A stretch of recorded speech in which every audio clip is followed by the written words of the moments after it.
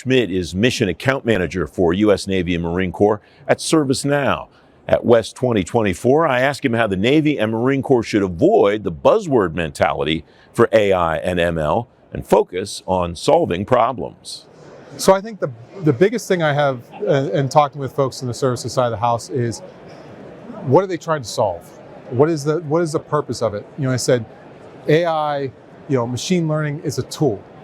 What are you trying to solve with that tool? How are you trying to get it? So when we talk from ServiceNow, it's getting to decisions faster, being able to take those decisions, being able to collect those large language models and being able to pull it back and saying, here's how you can get your information faster. You have better data points, better ways to get to those decisions, but also a way to synopsize, to be able to share that information. And that's where we see as the key for folks. Like I said, you're going to have a ton of folks out there with a ton of data. How do you parse through it? How do you make sure that the data you're getting is able to be used across the folks, able to be used across it, and being able to have it in a consumable manner that works for folks? And that's where we're seeing the real advantage of it. I think that's the wrinkle that I'm seeing here that I haven't seen previously, which is a lot of folks have been talking for years about how data feeds AI and the importance of it to the execution of the algorithms. I think this is the first time at this conference that I'm hearing people talking about the reverse of that, in the ways that AI can shape the data and can make sure the data is diffused and dispersed in the way that it needs to be done. Am I on the right track? You're absolutely on the right track. I mean, it's the same thing we talked 10 years ago, 12 years ago, 15 years ago on cloud. Everyone had cloud as a big buzzword. What does cloud mean? And it takes a while to figure that out. As I said, cloud means multiple different things to multiple different people.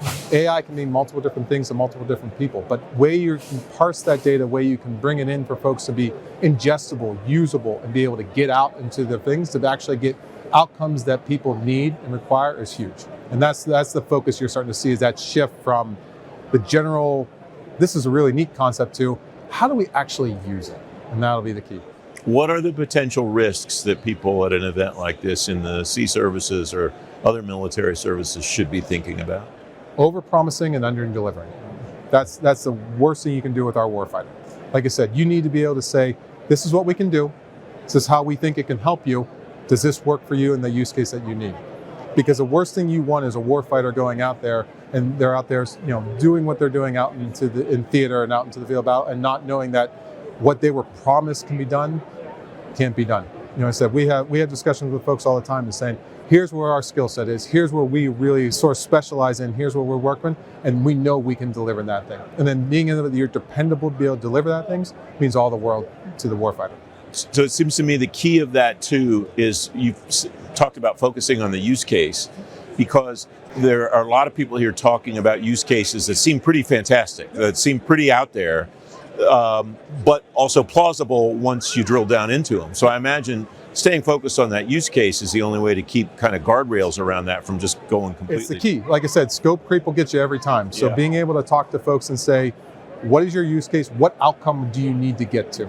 If I understand the outcome, then I can go back and say, this is where I can help you on that outcome. Here's what I need from you to reach that outcome. If neither of those two match up, then we're not going to get the outcome we want. So being able to articulate what do you want from that outcome and where we can actually help in that outcome to be able to move forward and get a clear vision. As you talk to folks in the Navy, Marine Corps, Coast Guard, the other sea services, how are they doing at doing that? Are they staying on track and able to stay focused on use cases, or does that scope creep? I think it depends on who you talk to. As I said, each echelon command does things differently, each area does it separate. But when you really look at it, it's like the folks that have a clear vision of where they want to get to, it's no problem.